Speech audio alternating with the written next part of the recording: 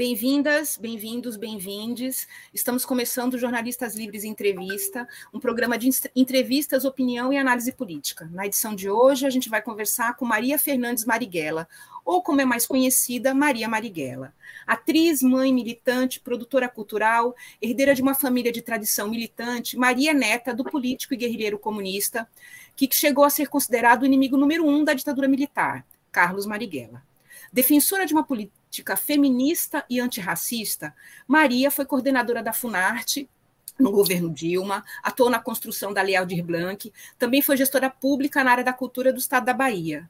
Hoje, ela exerce o mandato de vereadora em Salvador pelo Partido dos Trabalhadores.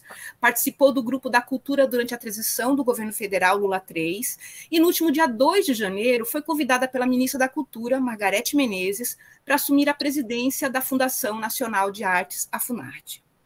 Assumo com muita honra a missão que me foi confiada pela ministra Margarete Menezes, a quem celebro e agradeço. É uma grande responsabilidade ser a primeira mulher nordestina a ocupar esta presidência, disse Maria. A Fundação Nacional das Artes é uma fundação do governo brasileiro que voltou a estar vinculada ao Ministério da Cultura, com atuação em todo o território nacional. É o órgão responsável pelo desenvolvimento de políticas públicas de fomento às artes visuais, à música, à dança, ao teatro e ao circo. Hoje, mantém espaços culturais no Rio, São Paulo, Minas e DF. E disponibiliza parte do seu acervo gratuitamente pela internet. Bem-vinda, Maria Marighella, agradecemos a sua presença, é um prazer tê-la conosco.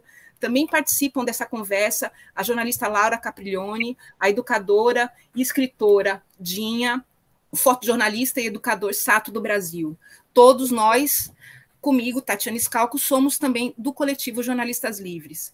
Gostaríamos, então, de iniciar essa conversa falando um pouco sobre Funarte e Reconstrução do Brasil. Mas, um pouquinho antes, eu queria passar a palavra para Maria, para a sua saudação, e, na sequência, para a Laura. Ei, gente, primeiro, queria agradecer muitíssimo o convite, a oportunidade de estarmos juntas aqui. E uma honra, né, estar nessa roda com vocês, pessoas que admiro tanto. Muito obrigada. Laura, querida. Maria, bom, não preciso falar da minha honra de estar aqui com você, por tudo que você representa. Queria mostrar aqui, olha, a minha placa de rua, Carlos Marighella, que está aqui desde há muito tempo. Enfim, Maria, você está pegando uma bucha, né? Vamos falar real, é uma grande oportunidade, ao mesmo tempo é uma bucha, porque a Funarte foi objeto de uma perseguição política implacável desde o golpe contra a presidenta Dilma, né? E também foi um espaço de resistência inacreditável logo depois do golpe, né? As ocupações da Funarte foram, digamos assim, épicas mesmo, né? Por tudo que juntou de artistas periféricos, de artistas ao lado da democracia, enfim, foi um espaço fundamental naquele momento de susto, de perplexidade que o Brasil passou. No entanto, agora você vai herdar uma instituição em frangalhos, com um orçamento minúsculo, com um orçamento que a maior parte dele vem das emendas parlamentares, o que é um escândalo como política pública, porque coloca nas mãos de parlamentares que não tem nada a ver com arte, não tem nada a ver com os propósitos da Funarte, a tarefa de indicar o que é que vai ser financiado. Então, eu queria propor para você a primeira pergunta: como é que você pretende lidar com esses escombros e reconstruir a Funarte com a importância que ela tem para a arte, para a cultura brasileira e para a integração das culturas, das múltiplas culturas brasileiras? É isso. Ei, Laura, a gente já começa quente, né? Bom, primeiro, que quando a ministra me liga, né, eu não senti como um convite, eu senti como um chamado mesmo, algo que mobiliza. Não sinto como um convite pessoal, não sinto como um convite a uma pessoa, eu sinto um chamado de tempo, né, Laura? E eu acho que a gente vai responder, estamos respondendo com esse chamado do tempo. Então, nós estamos, né, como fala a Krenak, sendo convocados, né, estamos inscritos no mundo muito vivo e nós precisamos nos reconhecer como parte dessa constelação de estrelas que cantam, dançam, né, e fazem chover e que, por isso, adiam o fim do mundo. Eu me sinto parte de uma coletividade imensa, né, dessa constelação gigante que se colocou à frente do processo de refundação do país. Então, queria, antes de falar da situação da Funarte, queria falar um pouco dos símbolos que representam o Ministério da Cultura. O nosso Ministério da Cultura, como nós conhecemos, né, aquele Ministério de 1985, ele é o símbolo da redemocratização do Brasil. Né? Ele é um marco do processo de redemocratização que não se completa em 85, nós sabemos. Ele é um ato inaugural e o Ministério ele nasce com essa força, essa potência do que representou a força da cultura contra o golpe civil, empresarial, militar do Brasil naquele 64, 85. Eu sinto, Laura, que esse Ministério de 23, né, esse Ministério agora que nós estamos de novo reconstruindo, refundando, com outros marcos, com outros pactos, com outros tecidos, né? E eles estão todos colocados na vida política e na vida pública, ele também é este símbolo, ele representa. E acho que a primeira matéria-prima para enfrentar os escombros é a consciência radical desse escombro. É a consciência desse tempo, é a consciência política desse tempo.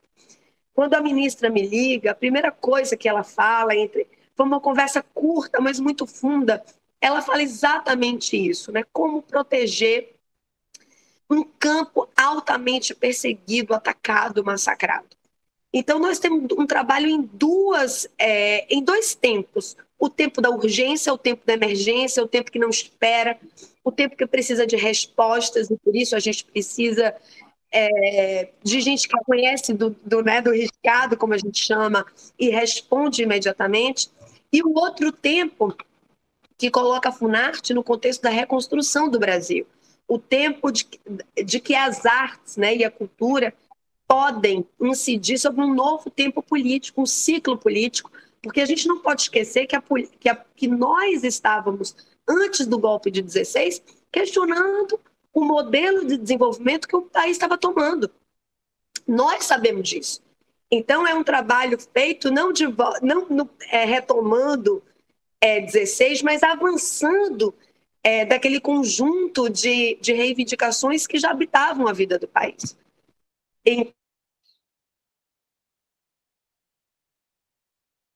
Primeiro, diria que é um trabalho coletivo. Vocês sabem que a Funarte, no seu estatuto, no seu regimento, trata de que o corpo dirigente, o seu corpo dirigente, como um corpo coletivo, né? É uma experiência de colegiada de direção e que a presidência coordena. Eu acho que nós vamos precisar chamar o povo, né, os artistas brasileiros, né, aqueles que pensam as políticas públicas para as artes, como parte dessa construção, assumir a tarefa coletiva através dessa dimensão colegiada que o próprio Estatuto fala. Nós precisamos assumir a Funarte na sua dimensão nacional, nós precisamos assumir a tarefa de transformar essa instituição que foi se sudestinizando por força da baixa institucionalidade, por força do baixo orçamento, por falta de um corpo servidor que se circunscreveu ao Rio de Janeiro, por uma questão material. Então, acho que a gente precisa assumir o desafio de trazer o povo brasileiro, a gente brasileira, a diversidade das artes brasileiras para dentro da instituição, para que nós possamos promover políticas realmente nacionais com aquilo que somos, com a força, a potência das artes brasileiras, com esse conjunto, né, insurgente que compõe a arte brasileira. Eu tenho insistido, viu, numa tese que assim foi através da cultura e também nas artes, nesse sentido, que povos, sujeitos, territórios se afirmaram, conseguiram superar a colonização, a escravização, E acho que tem aí uma força que precisa vir para frente, ao mesmo tempo que a gente precisa, como já construímos, aproveitar essa força, essa potência construída como força de reação ao golpe, aos autoritarismos, como agora uma força de construção. Eu acho que a gente vai transformar essa força que resistiu numa força de imaginação política. Então, sinto que temos, ao lado de tantos ataques, de tantos assédios, nós acabamos colocando a cultura no centro do debate. Não é à toa que o presidente Lula trata a cultura desde o debate eleitoral, faz com que a cultura se torne tema. Na posse, o presidente ali do Senado, representando o Congresso, fala de cultura diversas vezes e tem uma convicção de que possamos, assim como no momento da posse, sabe, Laura, em que estava nítido que o povo tinha tomado conta do seu destino, tomado conta da democracia brasileira, né, quando esteve alheio ali a governo, a própria sorte. Acho que é com essa energia popular democrática, de que a cultura tomará posse. E a Funarte precisa estar no centro disso. Posso só pedir para você comentar um pouquinho a questão do orçamento da Funarte? Como é que vai ficar isso? E como é que você imagina aumentar mesmo a dotação da Funarte, se é que isso está nos seus planos? Bom, a gente tem um cenário muito precário, né? Vocês sabem que a gente não conseguiu, vocês sabem que o governo anterior não conseguiu sequer deixar dotação, sequer deixar orçamento para aquilo que nós chamamos que é o duodécimo, né? Que são a execução desses 2 primeiros meses do ano, antes da abertura do orçamento que virá em março. Então, é uma situação de bastante precariedade, não só naquilo que é o investimento, mas mesmo para coisas práticas, né, que a gente chama que é o custeio da instituição. Ao lado disso, nós temos o compromisso de execução das leis Paulo Gustavo, temos aí o compromisso da execução da Aldir Blanc. Nós teremos um orçamento inédito por força dessa conquista. Então, a Lei Aldir Blanc, a Lei Paulo Gustavo, são conquistas nossas, conquista do povo brasileiro, conquista dos gestores, artistas, fazedores, realizadores de cultura. O presidente Lula se compromete com esse orçamento, se compromete com essa execução, o que nós estamos chamando de uma execução inédita. O que nós precisamos fazer aqui internamente, Laura, é disputar esse orçamento, ou seja, reivindicar que parte desses recursos venham e essa disputa vem da capacidade de organização, de apresentar, né, um programa, um projeto. Penso que temos condição de fazer isso não sem dificuldade, né? Não estamos nada bem, não se trata de dizer que vai ficar tudo bem, se trata de dizer que estamos num cenário em que é sabida a situação das instituições, das autarquias, das secretarias. Só como um exemplo, 65% dos projetos que são aprovados, né, via lei de incentivo fiscal, a conhecida Rouanet, que é a nossa lei de incentivo fiscal via renúncia, passam pela Funarte. Nós temos um setor absolutamente precarizado para tratar essa questão. Vocês sabem que o edital de pareceristas, ele se encerrou no dia 8 de janeiro, foi no domingo.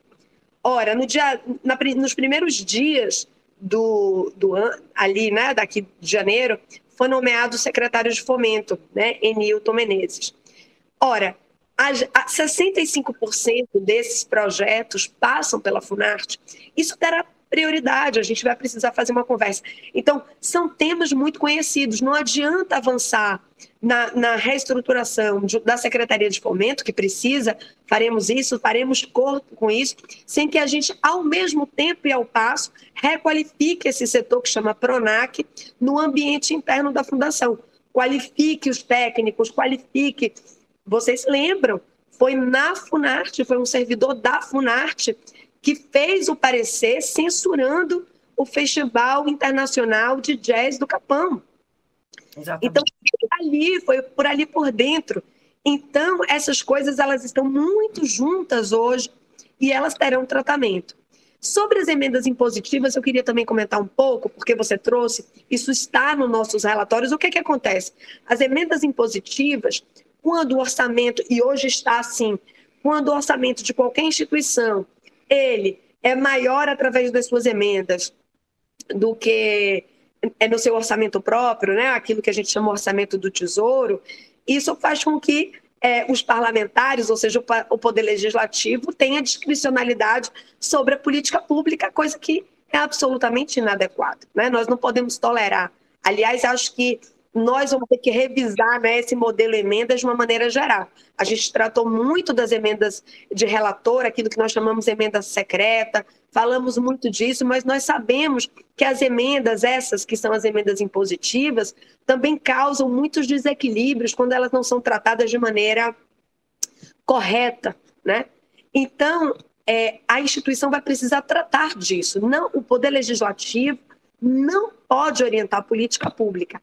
O Poder Legislativo, ao contrário, pode ser um aliado da política pública. Eu acho que a gente não precisa prescindir, em caso de emendas, né, que a cultura dispute também recursos de emenda, desde que essas emendas estejam alinhadas. Então, também pensar, né, de como esses recursos podem melhor equipar naquilo que não é a política pública que estrutura a política. Perceba, o nome emenda já fala, é um complemento, é algo que complementa a política pública. Emenda, né? É um acréscimo ao orçamento. Mas nós também precisamos tratar disso, reorientando, reconduzindo o debate, o pacto. E, para isso, a política pública precisa estar transparente, visível, organizada, tratada, porque aí a gente consegue o quê? Mobilizar a sociedade para justamente orientar o orçamento público junto à política pública.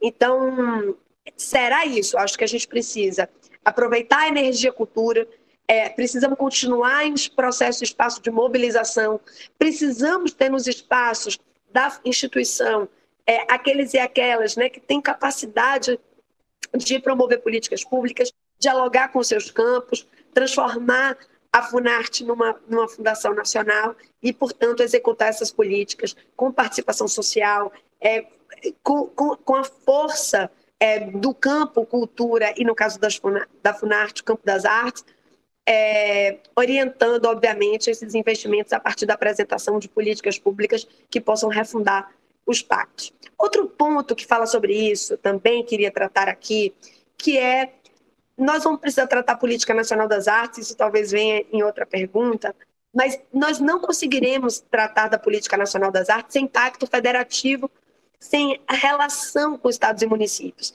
Isso também acho que é algo que a gente vai precisar logo começar tratando. Se pensa, né, o Sistema Nacional de Cultura, o Sistema Nacional de Cultura, ele se torna uma realidade a partir da execução da Lei Aldir Blanc, que vocês acompanharam, uma descentralização inédita, né, para estados e municípios executarem políticas pactuadas, combinadas, articuladas. Isso nos traz, em plena crise, né, um dado tão singular que se torna agora um ativo da reconstrução do Ministério e das políticas públicas, e nós precisamos usar esse exemplo para avançar em outras práticas e outras políticas, e acho que a gente também tem esse ativo, que é a construção com estados e municípios. Muito bom, Obrigada. Maria. E aí, Laura, tem mais algum comentário? Senão eu já vou passar para a próxima pergunta. Vamos nessa. Então, eu queria agora pedir para a gente, eu queria pedir que entrasse a próxima pergunta, Maria, que é do jornalista Mário Magalhães. Fala, Maria. Eu queria te fazer uma pergunta considerando a tua condição de gestora cultural, agora presidente da Funarte, e de atriz, tremenda atriz. A pergunta é a seguinte: na tua opinião, por que os agentes da intolerância, as almas obscurantistas e os partidários do ódio detestam tanto a arte e os artistas?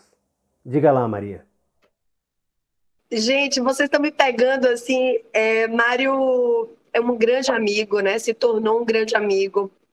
se tornou alguém parte da nossa intimidade, da nossa família, depois de 9 anos de pesquisa para esse livro, né, para essa biografia, o guerrilheiro que incendiou o mundo e se tornou uma pessoa muito importante para nós, né, para mim, imensamente. Queria comentar, gente, antes de responder a pergunta, porque acho que estou um pouco emocionada. Vocês sabem, né? Eu nasci em 1976, plena ditadura militar. Meu pai estava preso. Clara, minha avó, exilada. E meu avô havia assassinado. Então, assim, eu nasci em plena efervescência desse... E eu queria comentar, assim, como é que eu me torno atriz, né? Eu nunca tive vida fora da política, nunca pude ter vida fora da política, mas, obviamente, a política é um espaço, para mim, de bastante violência. Muito duro, né? De muita... E foi na gestão pública, justamente, em que eu pude juntar essa ancestralidade política e de luta com aquilo que é o meu fundamento, que são as artes, né? Que foi o lugar onde eu podia, ali, quando criança, aplacar um pouco as dores, né, dessa infância tão atravessada pelas brutalidades. Então, essa pergunta não é uma pergunta qualquer.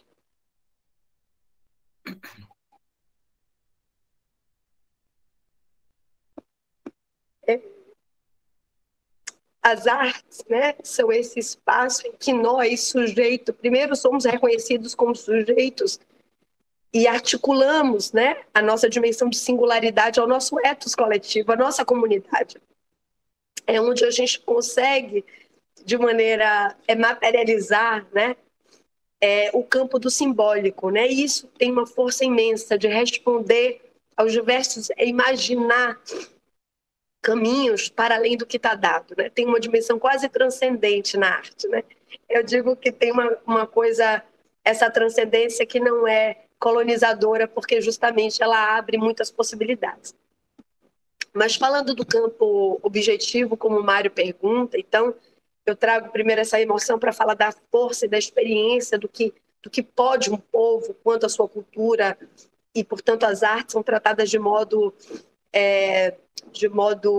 central, comprometido, radical, né? Colocando e dando à sua gente as condições de fruir, acessar, produzir esse direito, né? Então, inscrever a cultura como um direito tanto constitucional, mas declarado aí na Declaração Universal dos Direitos Humanos. E acho que essa é a grande tarefa do século XXI, é trazer a cultura para o centro da política, para o centro dos pactos coletivos, para o centro da força e da potência do que é esse campo tão importante para a produção de civilidade, comunidade, convívio, para a formulação de sociedade. Do ponto de vista objetivo, político desse ciclo, né, eu tenho insistido, gente, que seria impossível colocar um projeto de ódio, né, um projeto que mobiliza sentimentos de violência extrema, de ódio, sem que tivesse uma estratégia de aniquilar, golpear aquilo que representa o pensamento livre, né? Então, todas aquelas dimensões que representam as liberdades, elas precisaram ser tratadas como inimigas. Então, a educação, a cultura, a pesquisa, ciência. Então, em algum momento, bem pouco tempo, eu acreditei que a direita tradicional brasileira, a direita liberal brasileira, estava sendo, digamos assim, tratada como linha auxiliar do bolsonarismo ou da extrema-direita. E, obviamente, isso durou 2 minutos, porque, claro que não. Na verdade, um projeto ultra neoliberal, para que ele seja colocado em prática numa sociedade, jamais um povo votaria, né? Jamais um povo deliberaria, decidiria por uma agenda ultra neoliberal que depõe contra direitos, que depõe contra democracia, que avança em segregação, que avança em processos de desigualdade. Então, o que o bolsonarismo, que é a marca da extrema-direita no Brasil, faz? ele justamente se ocupa desse maquinário, primeiro de ódio, de desestabilização institucional, de produção de fake news, né? De aniquilamento de reputações, usa o maquinário do Estado para destruir o que é comum.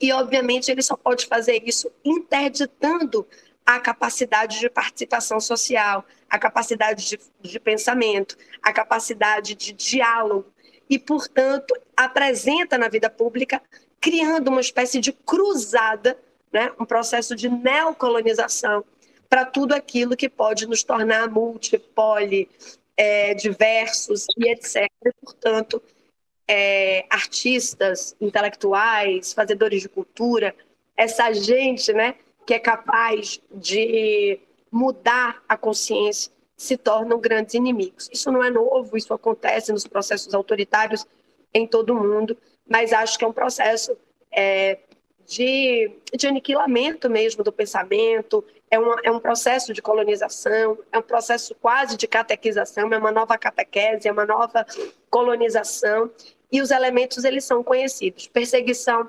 censura, aniquilamento de reputação, produção de mentira, monocultura do pensamento. Tem essa ideia, né, de trazer a religião para a produção de monocultura. Então, enquanto nós somos poli, múltiplos, diversas, essa gente, né, brasileira tão poli, múltipla, vai sendo circunscrita a uma catequese, a uma cruzada monocultura, e acho que é isso que a gente está enfrentando agora. Acho que é uma nova... É uma cruzada. Eles apresentaram uma cruzada, e nós, com nossa brasilidade, acho que a brasilidade tem aí um componente muito importante de insurgência, e acho que a brasilidade, nesse sentido, é até maior do que o Brasil, né?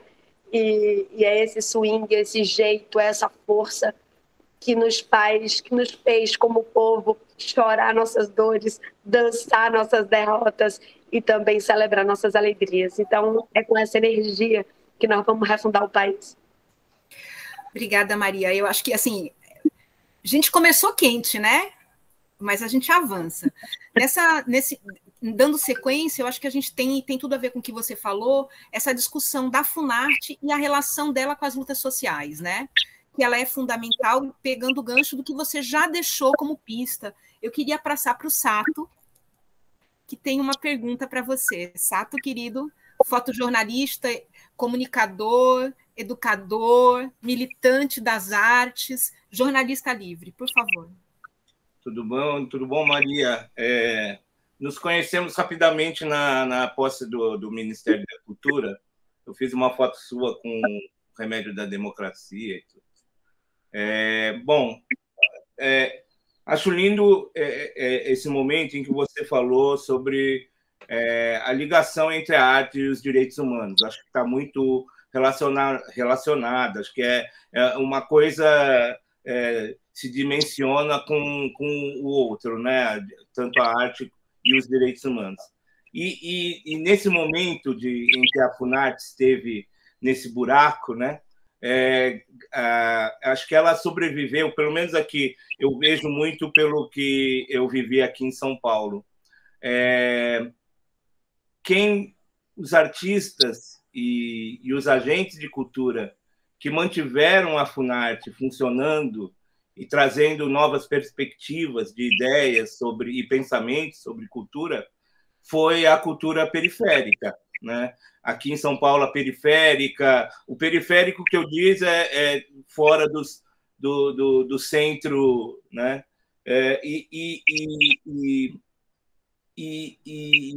Essa cultura periférica traz um poder imenso de contraposição a esse momento que passamos, né? Com o governo Bolsonaro e tudo. Então, a minha pergunta vai nesse lugar, né? Essa cultura periférica que traz uma força de territórios, né?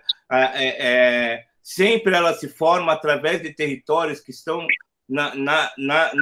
nesses pontos periféricos, pelo menos aqui de São Paulo, mas em outros lugares a gente percebe também tem. E como que a gente pode trazer, a Funarte trazer uma possibilidade em que esses territórios sejam fortalecidos e que o caminho entre a Funarte e esses artistas periféricos, e esses coletivos periféricos, e esses territórios periféricos, seja de mão dupla. Não só trazendo para a Funarte, mas que a Funarte também possa fortalecer esses territórios, e essas ideias e esses pensamentos periféricos. Bom, acho que isso tudo começa de uma decisão, e essa decisão está tomada. Eu acho que a gente vive um processo em que a gente chama um grito, né, periféricos do mundo univos. A gente está falando das periferias dos territórios, mas a gente está falando de cultura negra, né? A gente está falando dessa cultura negra que conseguiu se insurgir onde, né, a comunicação oficial trata as periferias do jeito que trata nos jornais do meio-dia, né, como territórios de crime, como territórios de sujeitos, né, onde só tem violência, e a cultura vai ali dando banho, dando show e mandando a letra, né? Literalmente, mandando letra, mandando rima, né? Mandando a música, mandando passinho. Mas essa dimensão periférica, ela não se dá apenas, né, na sua dimensão territorial. Ela está falando do periférico, que é sermos periféricos no mundo, né? Sermos, né, o sul global, sermos mulheres, né, ou seja, maiorias minorizadas, sermos, né, infâncias, sermos indígenas, sermos... Então, acho que as periferias que habitam aquilo que a dimensão ainda colonial brasileira, né, na sua formação europeizada, né, como nasce aí o processo das instituições. Vou brincar um pouco com Marighella. Marighella dizia que a democracia brasileira tinha um defeito de origem porque ela tinha um conteúdo de elite. Então, fazendo uma provocação e um diálogo, as nossas instituições, inclusive formadoras de arte, elas têm esse conteúdo de elite, né? Nós, são instituições importantíssimas, seja universidade, Funarte, etc., mas os conteúdos da democracia brasileira são conteúdos de elite. Então, o que nós, ao disputarmos essas instituições, nós precisamos respeitá-las, ampliá-las, mas, obviamente, a gente está fazendo uma disputa de conteúdo. E quando a gente faz um processo de decolonização, a gente não está fazendo apenas... A gente não vai fazer uma substituição dos cânones. A gente vai pegar os cânones e dialogar com eles. É mandar letra em cima deles, é mandar rima em cima deles. Então, e esse trabalho se faz com uma decisão como política, e eu acho que essa decisão está dada. Acho que quando o presidente Lula sobe a rampa naquela cena, ele dá a letra, né? Quem quiser que corra, né? Então, assim, acho que a gente tem que subir a rampa com o presidente Lula. Aquilo não pode ser apenas uma formalidade, isso precisa se dar em todas as instituições, isso precisa se materializar em todas as instituições como símbolo, mas como práticas, como políticas, como programa e como ação. Então, acho que não é uma resposta que eu dou aqui simplesmente, mas acho que é uma resposta que nós teremos que dar diariamente, né? Diariamente em todas as políticas. Por outro lado, isso não se dá sozinho. A Funarte sozinha, não porque ela esteja precária, nos escombros, por todas as críticas que a gente vai fazê-la, é porque não é papel da Funarte fazer isso sozinho. A capacidade de articulação institucional entre universidades, entre entes federados, entre instituições, ele vai ser fundamental para o sucesso do feito, né? Então, a primeira coisa é integrar a Funarte ao próprio sistema MINC. Muitas vezes essas autarquias vinculadas, elas estão apartadas do sistema da unidade centralizada, né, ministério. Então, isso vai se dar num ambiente também político, de relação institucional, de relação interna, externa, né? E no momento em que o Brasil também não vai nos esperar. Ou seja, o Brasil não vai esperar que as instituições funcionem. As instituições vão ter que correr atrás, né, daquilo que a gente conseguiu como feito. Então, eu não estou fugindo da pergunta, não, porque eu não fujo mesmo, viu, gente? Mas é porque isso vai se dar não é algo que se diz, né? É algo que se faz, né? É algo que precisa se manifestar desde a primeira decisão. Isso se dá numa decisão de apresentação, por exemplo, do corpo dirigente da instituição, no diálogo com a sociedade, com o diálogo com as instituições. Oxalá, né? Ontem foi dia de Senhor do Bonfim, hoje é sexta-feira, Oxalá aqui na Bahia, e Oxalá tenhamos força, energia, porque coragem não nos falta, né? Para enfrentar. Ninguém quer deixar o entulho autoritário por debaixo do tapete. Eu não estou aqui para deixar o lixo da história para debaixo do tapete.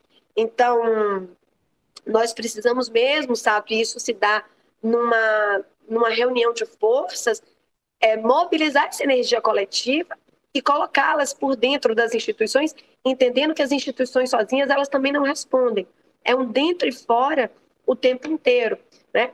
A sociedade, ela vai avançando e as instituições, elas precisam poder capturar essa energia e apresentar aquilo que ela precisa fazer, que é política pública, né?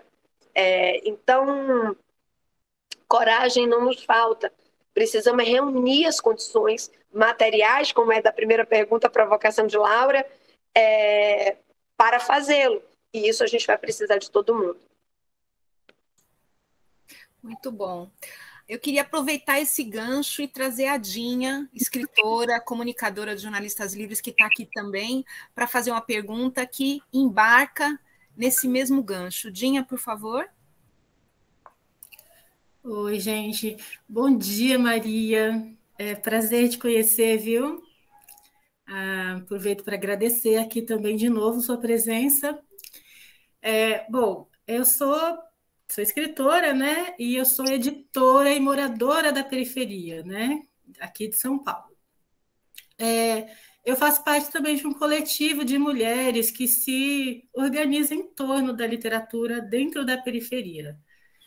E aí a minha pergunta vai nessa linha, sabe? Porque eu vi lá que a Funarte tem diversos eixos, mas não contempla a literatura. E a literatura brasileira, ela é extremamente potente. Ela é tão potente que acho que a partir da segunda geração ali dos modernistas, se começou a influenciar os autores e as autoras africanas de língua portuguesa. E no movimento de que a gente aqui passou que lá, na verdade, eles passaram a ter acesso às nossas obras produzidas aqui no Brasil, e a partir dessas obras, sabe, as revoluções ali, elas foram, as que já estavam semeadas, elas foram potencializadas, e outras falaram, nossa, a gente pode ser independente, a gente pode se espelhar no Brasil, e eles fizeram muito melhor, né, porque aqui no Brasil foi aquela coisa morna, eles foram, né, para o ataque, para a guerra mesmo, de descolonização. Mas houve um grande papel da literatura nos e nas artistas de lá. E hoje a gente recebe de volta essa influência, né? Então lá se fortaleceu uma literatura com a ajuda da nossa. Agora a gente recebe de volta as influências desses autores e autoras. Então, assim, para dizer que somos muito potentes, o Brasil é demais no campo literário. Então, é isso, assim, essa primeira parte. Eu queria que você refletisse aqui com a gente, né? Um pouco, né? Eu sei que você foi coordenadora, mas como, né, presidente, você está chegando agora, refletisse um pouco sobre essa ausência da literatura. E refletisse pensando nisso, nessa importância que nós temos na baita produção que a gente tem, e a gente tem em todos os setores, Maria. Você deve saber disso, muito provavelmente. Eu estou falando, mas você sabe disso. A gente produz literatura desde que nasce, a gente ouve literatura, e o Brasil passou por um momento em que as pessoas nas periferias passaram a produzir sua própria literatura, a serem sujeitos, né, dela, tanto na escrita, quanto tanto no ato de escrever, quanto na representatividade ali, a gente agora é sujeito, a gente é sujeita, né, ali, dentro daquele texto. Mas Isso ainda não consta, né, da estrutura ali, e eu queria saber se você já pensou nisso, se você consegue refletir em quais são as possibilidades, né? Considerando que literatura está em tudo, em todas as outras artes, inclusive, mas não está aí como eixo temático dentro da Funarte. É isso.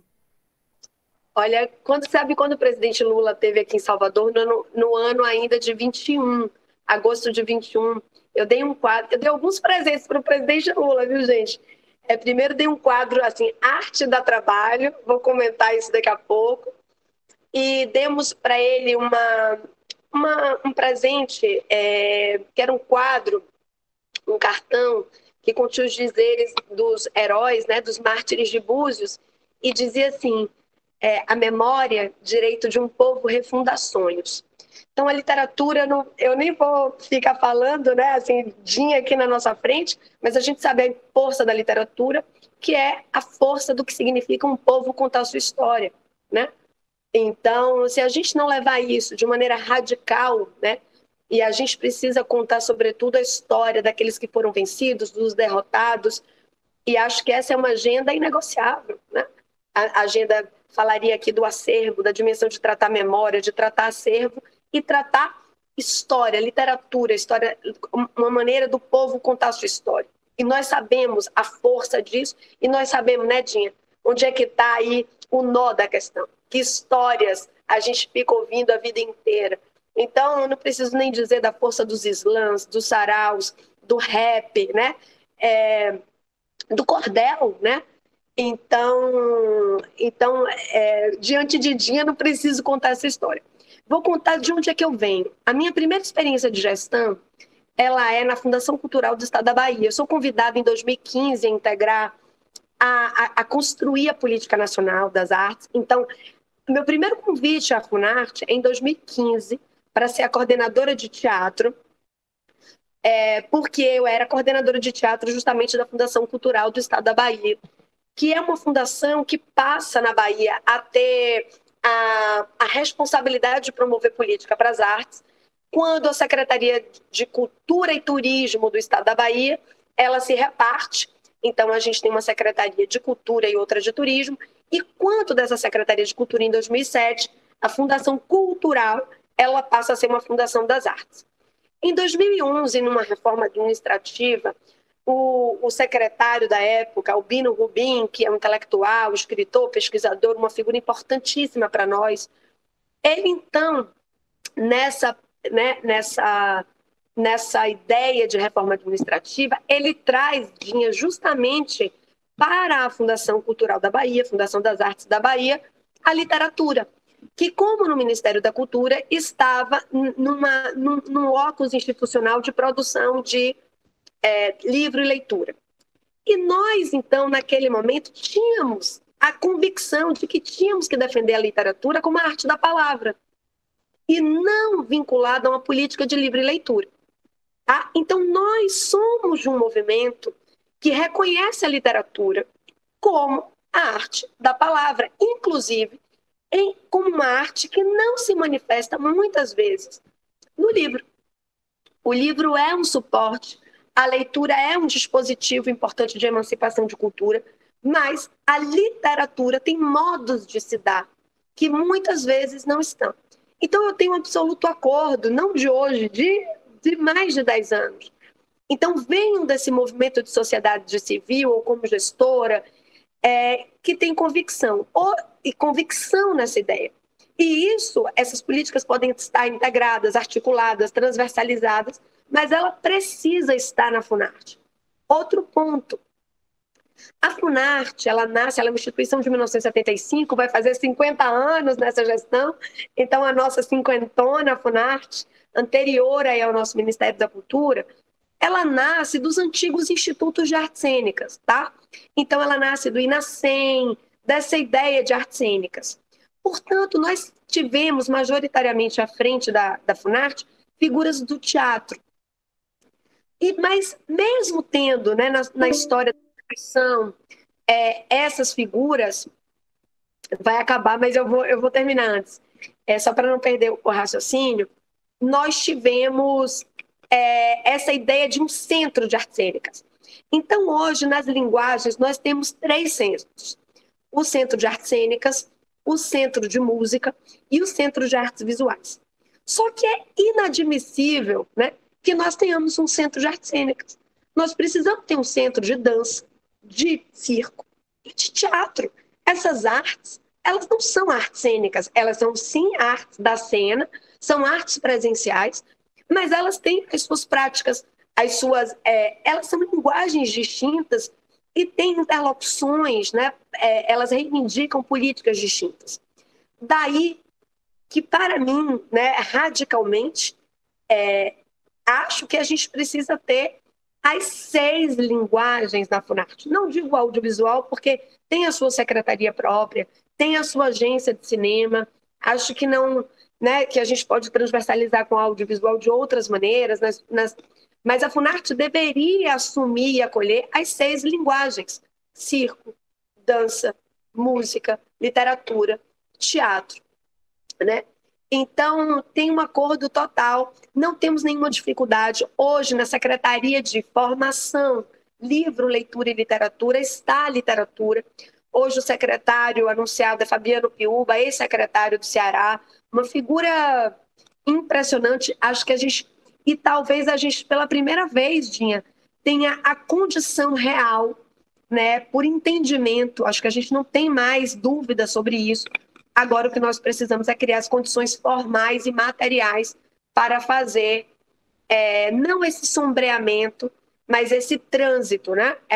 Não acho que são coisas que se sombreiam. Sobretudo quando a gente começar a tratar, né, como o Sato fala, das periferias, que muitas vezes não têm a sua literatura através dos livros, né?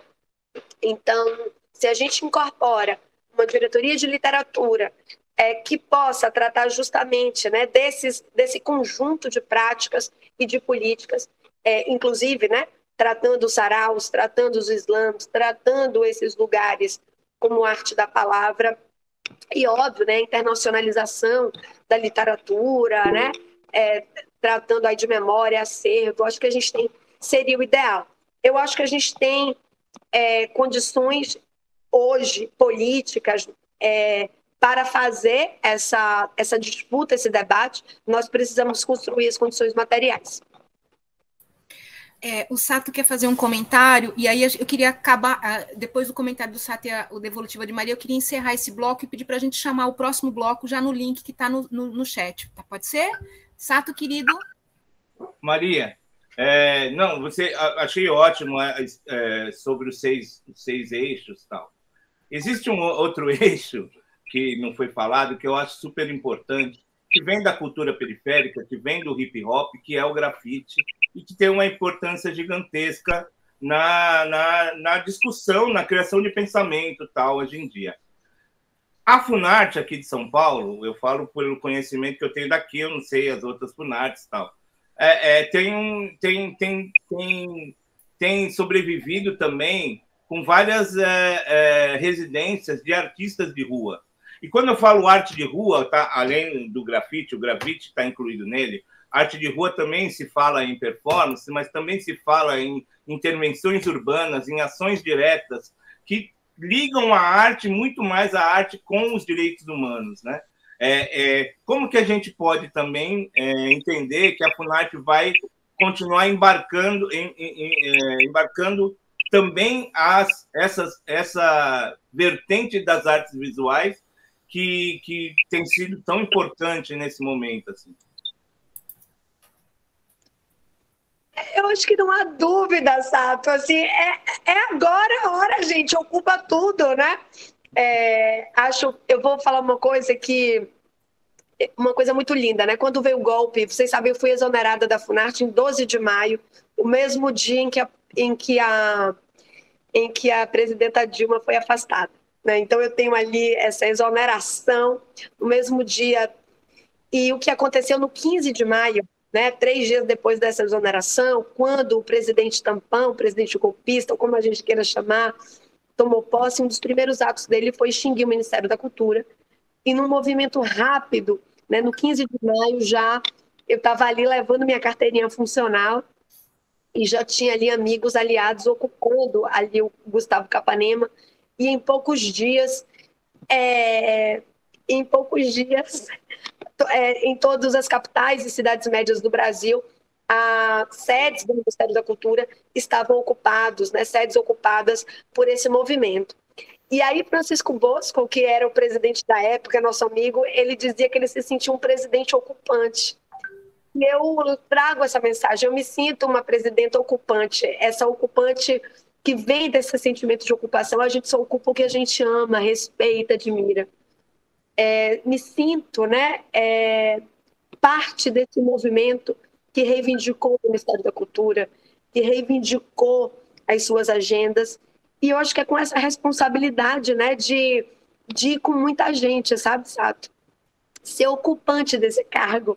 Eu não sou uma presidenta convidada, sou uma presidenta ocupante por amar, né, por a política como esse espaço do amor, né, a partilha e da comunidade. Eu acho que a gente tem, não há dúvida, né, de que isso se dará. A gente tem que botar fé nesse novo ciclo político e nos sentirmos parte, porque a história pode não nos dar outra oportunidade se a gente não fizer desse momento um momento nosso. Laura? Fechada, querida. Eu queria falar uma coisa ainda emendando na pergunta da Dinha, que eu acho fundamental, que é o seguinte, eu acho que valorizar a literatura é ainda mais importante quando a gente tem exatamente no campo que estava destruindo a arte, destruindo a cultura do Brasil, uma narrativa baseada num livro, que é a Bíblia, né? Quer dizer, é muito importante essa disputa cultural que está acontecendo, porque empoderar esses falantes, essa literatura periférica e tal, também pode ser uma resposta a esse discurso monolítico, imposto de cima para baixo, eu nem chamo acho que não é uma questão de religião, mas por essas forças reacionárias que se apoiam numa leitura específica de um livro da Bíblia.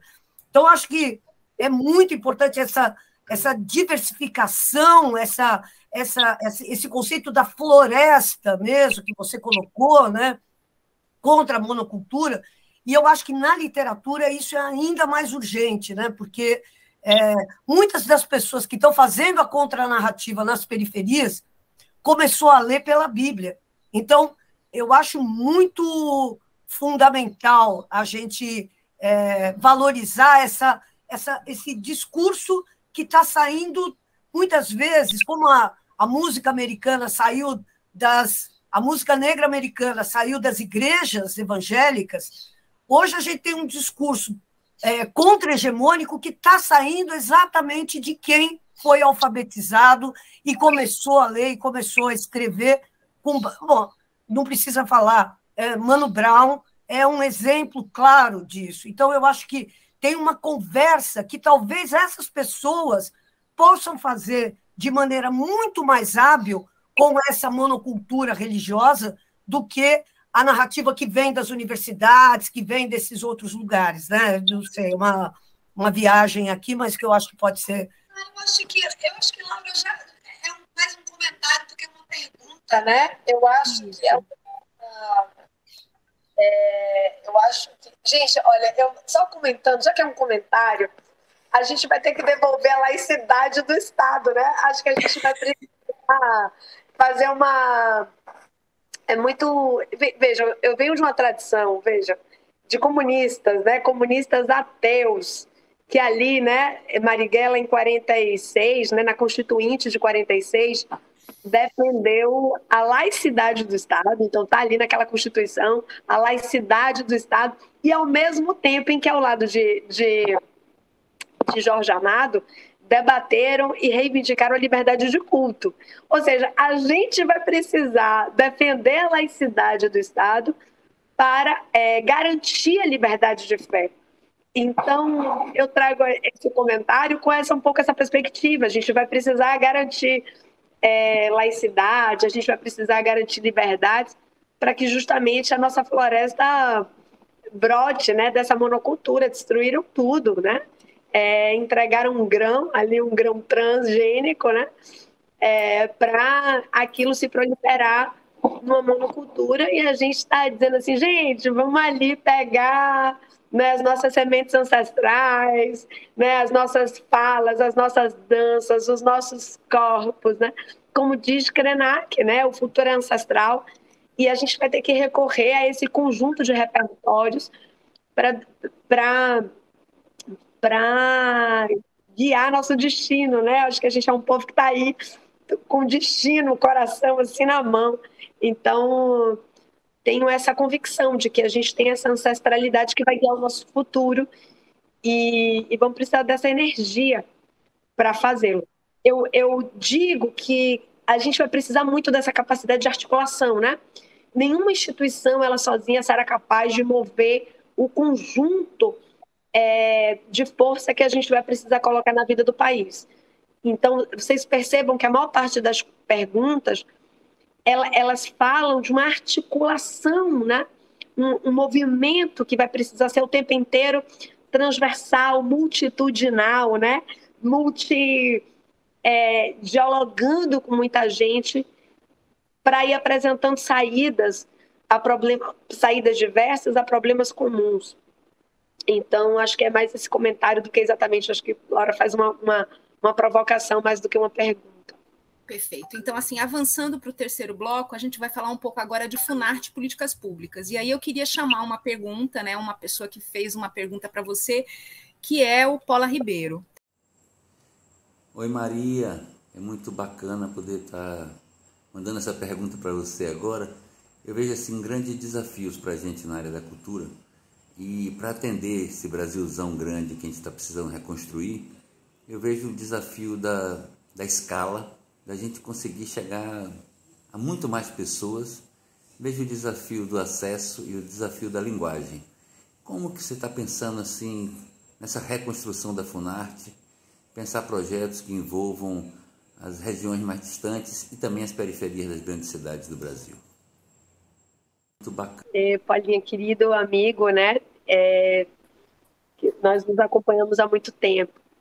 Bom, eu acho que a gente tem uma tarefa, muito já foi dito aqui, esse desafio da escala, o desafio da nacionalização, o desafio de reconhecer a cultura como direito de fruir, acessar e também produzir, com esses componentes todos, diria, né, que vai desde a formação, memória, produção, difusão. Gente, a gente tem um problema com a internacionalização da arte brasileira, a gente não tem um programa.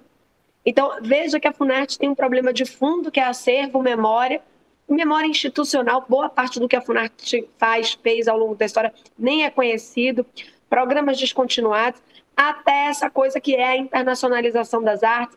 Um país, uma nação não pode ser sétima potência econômica, sexta, sei lá, se não tiver potência cultural, se não for reconhecido como uma força cultural no mundo. Então, os desafios são imensos. Mas o que a gente tem como desafio? Meu Deus! Desculpa, o celular caiu. Mas o que está colocado? O que está colocado? É apresentar à sociedade brasileira uma política nacional para as artes. Isso que está sendo dito e redito o tempo inteiro volta, né? Quando eu fui para a Funarte, em 2015, eu fui participar da construção dessa política. O que é essa política nacional das artes que todo mundo diz? O que seria apresentar para o Brasil uma política nacional para as artes? Né? O que é isso? Né? Qual é o formato que isso tem? Eu sinto que esse é o desafio, essa tarefa, é traduzir na política pública o que seria visibilizar, colocar na mesa, né? Não nos escondidos do que cada um pode fazer, o que acha melhor e oportuno para o campo das artes. Eu tenho algumas hipóteses, né? Eu não queria adiantar aqui, porque isso não se faz sozinho, isso se faz com a força de um ministério, isso se faz com uma ministra, isso se faz... isso é uma política de governo, né? Isso é uma política de Estado maior, até, desculpem.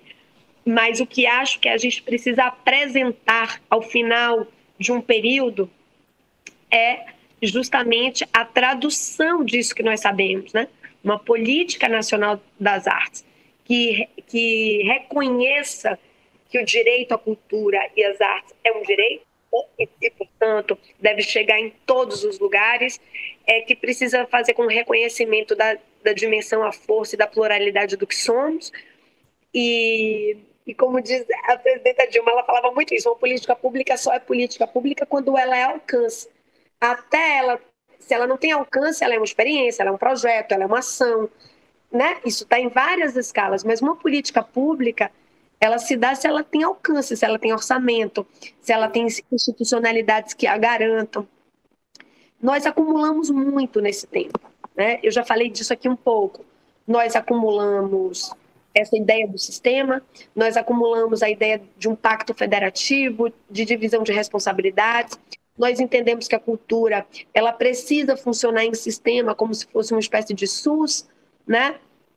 Em que estados, municípios, e como a educação, né? Em que estados, municípios e União saibam suas responsabilidades, mas diferente desse ambiente da educação, o Estado não é o promotor da cultura.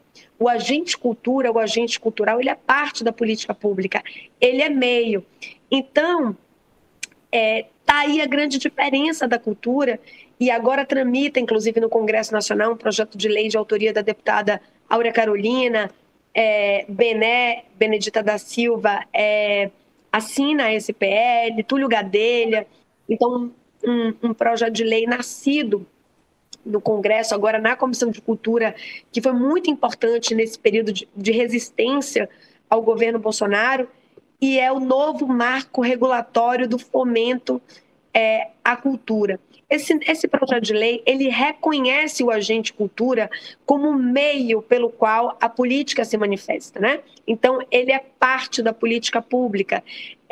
Há ideias, por exemplo, de ter na cultura, como a gente tem, né, o agente comunitário de saúde, de ter o agente comunitário, por exemplo, da cultura. Então, tem ideias que vão se manifestar primeiro desse acúmulo daquilo que a gente conseguiu construir coletivamente como síntese de recomposição de um campo.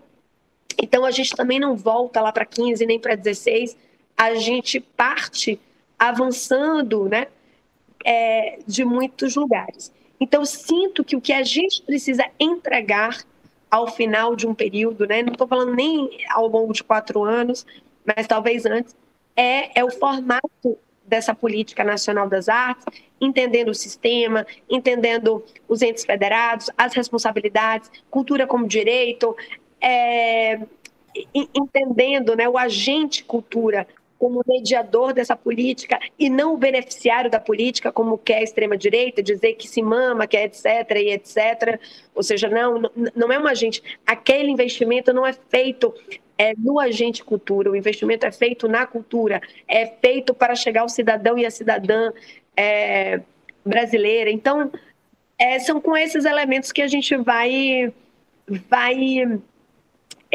inaugurar esse tempo, né? Vamos, mas com respeito, né? Mas com desafios enormes desde o restabelecimento da memória institucional. Se a gente entra hoje no site da Funarte, gente, às vezes a gente não consegue uma informação sobre programas, né, descontinuados.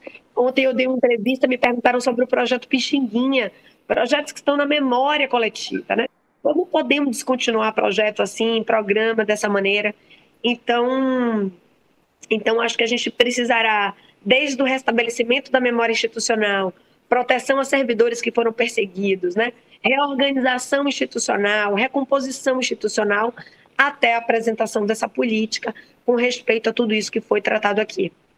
Olá, a minha pergunta é, como a Funarte, o MINC, pode, além de fomentar a produção de arte nas periferias, a partir delas até as centralidades, pode contribuir para a livre circulação do público, seja o público da periferia acessar o centro, seja o centro acessar a cultura produzida na periferia, e que isso seja garantia de continuidade também.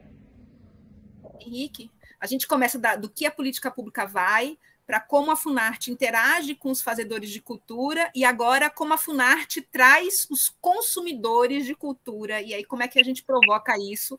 Essa é a nossa última pergunta e depois talvez alguns comentários dos meninos que estão e meninas que estão aqui. Queria que você respondesse, Maria.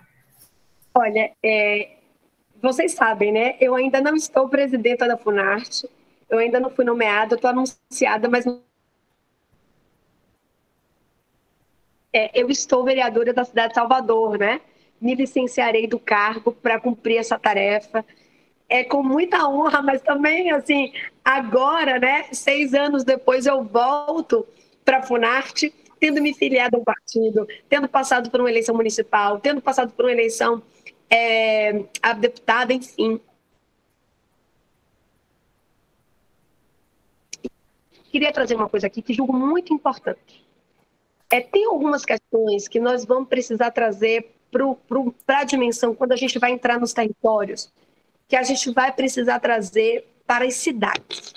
E quando eu estou falando de cidade, eu não estou falando que a União vai se abster de tratar os problemas. Eu tenho convicção, eu tinha, né, em 2020, quando me candidatei a vereadora da cidade de Salvador, eu tinha convicção que nós seríamos uma frente nas cidades, em todas as cidades, por democracia. Uma querida amiga, né, Luna Zaratini, que agora tomará posse como vereadora de São Paulo, ela dizia que a gente ia ter naquele momento, naquele 20, de juntar o buraco da rua com o buraco do Brasil, né? Que a gente ia ter que juntar essas duas dimensões. E eu tenho convicção que a democracia, né, a dimensão dos direitos, do acesso, eles precisam ser realizados dentro dos centros, dentro das cidades, né, sobretudo naquilo, em práticas articuladas. Nós precisamos nos reconhecer como uma república federativa, né? A República Brasileira, ou seja, a coisa pública do Brasil, ela se dá em responsabilidade partilhada entre os entes federados. Então, acho que a gente tem uma grande oportunidade. Não falo sobre o marco eleitoral ou a eleição como um marco como um marco formal. Eu estou falando como um processo de organização de que as cidades devem se preparar com o que vai acontecer em 24.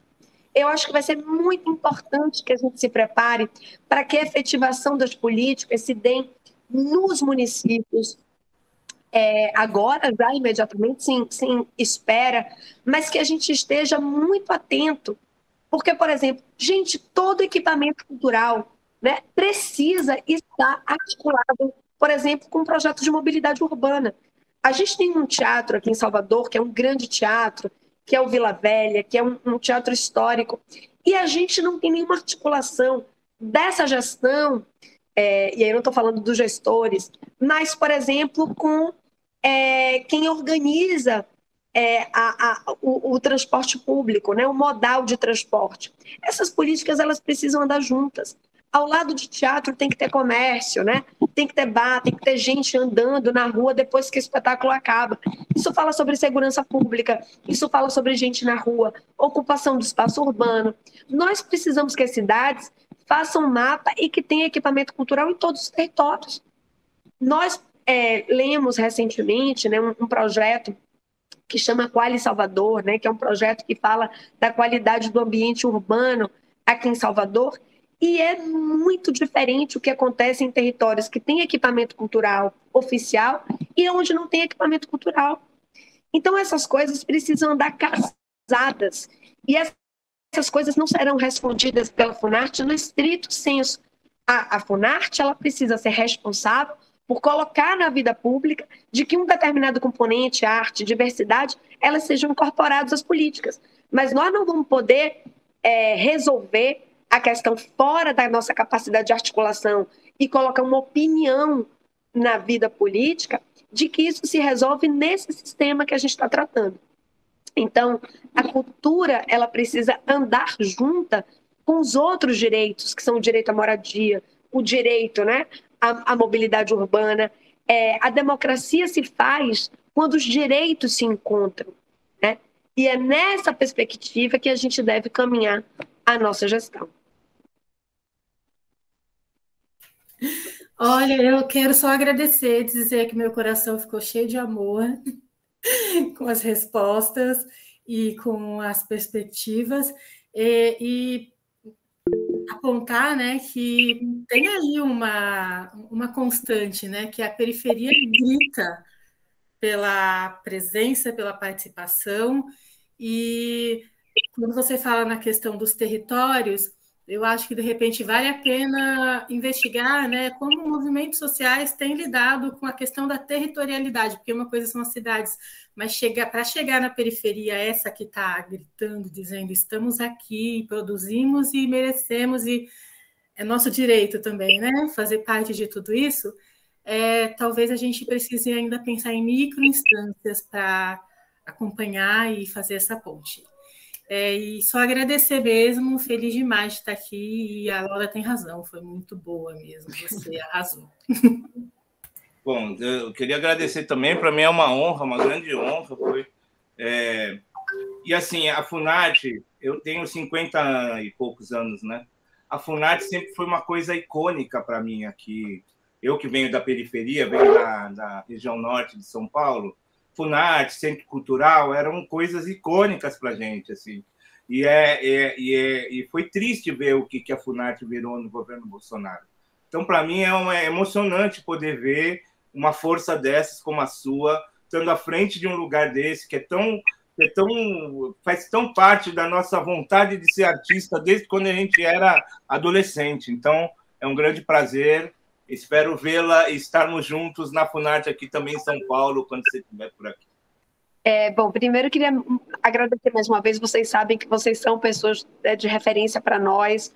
Queria saudar a Tatiana, ela fala que provoca, mas ela também, em alguns campos especificamente, é uma pessoa que está muito próxima à nossa construção política.